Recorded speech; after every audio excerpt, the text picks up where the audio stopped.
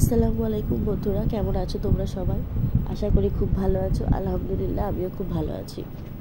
আমার একটু শরীরটা খারাপ, সেই জন্য হয়তো কথাগুলো বলতে একটু অসুবিধা লাগছে, আর তোমাদেরও হয়তো শুনতে হাস্যকর লাগবে, কিন্তু কিছু করার নেই। আমি আজকে চলে এসেছি তোমাদের সঙ্গে আবার একটা রান্না শেয়ার করতে।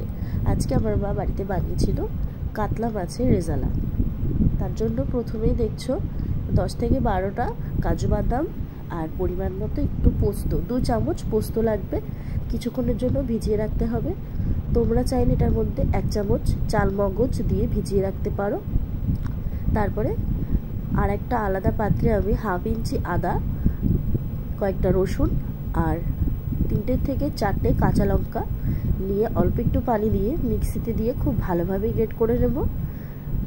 ভিজিয়ে রাখা পোস্ত আর কাজুটাকেও কিন্তু একইভাবে গ্রেট করে নিতে হবে। আর এখানে দেখছো, এখানে কাতলা মাছের 2টো পেটি আছে আর 3টে দাগা আছে।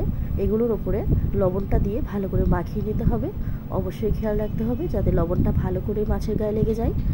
এরপরে আমি অনেকটা পরিমাণে পেঁয়াজ কেটে রেখেছিলাম পাতলা করে, সেই পেঁয়াজটাকে কড়াইতে একটু পানি দিয়ে কিছুক্ষণের জন্য সেদ্ধ করে নিতে হবে। তারপরে হালকা পানি দিয়ে মিক্সিতে দিয়ে পেঁয়াজটাকে একইভাবে আমি মিক্স করে নেব। তারপরে আলাদা একটা পাত্রে আমি এটাকে রেখে দিলাম। এরপরে নুন মাখিয়ে রাখা কাতলা মাছের পেটি ও দাগাগুলো আমি সাদা তেলে ভালো করে ভেজে নেব। মাছটা ভাজার আগে তোমরা তেলের মধ্যে হালকা একটু লবণ দিতে পারো, তাহলে মাছটা তোলার সময় কোনো অসুবিধা হবে না, কড়াইতে লেগে যাবে না, তোমাদের খুবই সুবিধা হবে। এখানে দেখছো মাছগুলোকে কিন্তু আমার ভাজা হয়ে গেছে। ওই তেলের মধ্যে 3টে শুকনো লঙ্কা, একটা তেজপাতা দিয়ে দিয়েছি। এরপরে ভালোভাবে নাড়াচাড়া করতে হবে। তেজপাতা আর শুকনো লঙ্কাটাকে ভালো করে ভেজে নিয়ে একটু গোটা জিরে দিয়ে দিতে হবে। তোমরা যদি চাও এখানে মৌরি দিতে পারো, কিন্তু আমরা মৌরিটা দেইনি, জিরে দিয়েছি। এরপরে পেস্ট করে রাখা আদা রসুন ও কাঁচা লঙ্কার মিশ্রণটা এই তেলের মধ্যে দিয়ে ভালোভাবে নাড়াচাড়া করে নিতে হবে। তারপরে বেটে রাখা পেঁয়াজটা দিয়ে দিতে হবে। মশলাগুলোকে কিন্তু খুব ভালোভাবে নাড়াচাড়া করে নিতে হবে যাতে নিচে একটু লেগে না যায়। অনেকক্ষণ ধরে কিন্তু এটাকে নাড়িয়ে চাড়িয়ে ভালো করে কুক করে নিতে হবে। অবশ্যই মাথায় রাখতে হবে যাতে গ্যাসের ফ্লেমটা তোমরা একটু কমিয়ে দেবে, আর যারা উনুনে রান্না করবে জালটা কিন্তু আস্তে দিতে হবে, নাহলে মশলাগুলো পুড়ে যাবে। এখানে দেখছো মশলাটা থেকে কিন্তু আস্তে আস্তে তেলটা ছাড়ছে।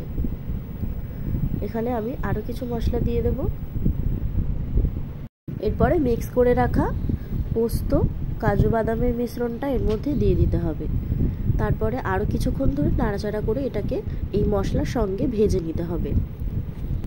তোমরা যারা আমার ভিডিওটা প্রথমবার দেখছো অবশ্যই কিন্তু চ্যানেলটা সাবস্ক্রাইব করে পাশে থাকবে। আর ভিডিওটা কেমন লাগলো অবশ্যই আমাকে কমেন্টে জানাতে ভুলবে না। আর এই রান্নাটা একবার বাড়িতে একটু ট্রাই করে খেয়ে দেখবে, আশা করি ভালো লাগবে। তারপরে কিন্তু এখানে স্বাদ মতো লবণটা দিয়ে দিতে হবে। এরপরে ভালোভাবে আরও কিছুক্ষণ নাড়াচাড়া করতে হবে। এখানে আজকে কিছু গুঁড়ো মশলা লাগছে। এখানে লাগবে 2 চামচ ধনে গুঁড়ো, জিরে গুঁড়ো, এটাকে কিন্তু অবশ্যই দিতে হবে। দিয়ে ভালো করে নাড়াচাড়া করে ওই মশলার সঙ্গে মিশিয়ে নিতে হবে।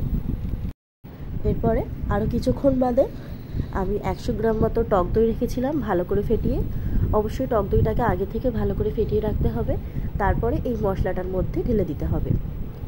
মশলাটা যখন দেখবে অনেকটা গাঢ় হয়ে এসেছে, তেলটা ছাড়ছে, তখনই কিন্তু টক দইটা ঢেলে দিতে হবে। টক দইটা দেওয়ার পরে আরও কিছুক্ষণের জন্য ভালো করে কুক করে নেবে। তোমরা যারা আমার ভিডিও রেগুলার দেখো তাদেরকে অনেক অনেক থ্যাংক ইউ আমার ভিডিও দেখার জন্য। আমি আগের থেকে অনেকটা এগিয়ে যেতে পেরেছি তোমাদের জন্য, এর জন্য অনেক অনেক থ্যাংক ইউ। আর আমার চ্যানেলে কিছু নতুন বন্ধু অ্যাড হয়েছো, তোমরা অবশ্যই আমার ভিডিওগুলো রেগুলার দেখবে। এখানে দেখছো মশলাটা কিন্তু অনেকটা গাঢ় হয়ে এসেছে, অলমোস্ট এখানে সবটা কিন্তু তেল ছেড়ে দিয়েছে। আমি এখানে অল্প পরিমাণে পানি দিয়ে দেব। আমার ভিডিওতে কিছু বন্ধু কমেন্ট করেছো, আমি তোমাদের নামটা ভালো করে দেখে নিই, পরে আমি অবশ্যই তোমাদের নামটা মেনশন করব। আমাকে কমেন্ট করার জন্য অনেক অনেক থ্যাংক ইউ। তোমাদের আমার রান্নাটা যে ভালো লেগেছে সেই জন্য আমি খুবই হ্যাপি। আমার রান্না নয়, আসলে রান্নাটা আমার মায়ের। এরপরে দেখছো ঝোলটা যখন পুরোপুরিভাবে ফুটে আসবে, ভেজে রাখা কাতলা মাছগুলো এই ঝোলের মধ্যে দিয়ে দিতে হবে। সবশেষে 1 চামচ চিনি দিয়ে দিতে হবে। নামানোর আগে পরিমাণ মতো একটু ঘি দিতে হবে। তোমরা 2 থেকে 3 চামচের বেশি ঘিটা দিতে পারবে না। এখানে 2 থেকে 3 চামচ মতো ঘিটা লাগবে, এর বেশি কিন্তু দেওয়া যাবে না। এরপরে পুরোপুরিভাবে ফুটে আসলে আলাদা একটা পাত্রে আমি এটাকে সার্ভ করে নিচ্ছি। রান্নাটা কেমন লাগলো অবশ্যই কিন্তু জানিও। আর এই রান্নাটা আমার মা প্রথমবার ট্রাই করেছে, আমার কিন্তু দারুণ লেগেছিল। তোমাদের কেমন লাগে একবার বাড়িতে অবশ্যই ট্রাই করে খাবে আর আমাকে কমেন্টে জানিও। কালকে নতুন ভিডিও নিয়ে আবার চলে আসবো। সেই পর্যন্ত সবাই ভালো থেকো, সুস্থ থেকো, খুদা হাফিজ।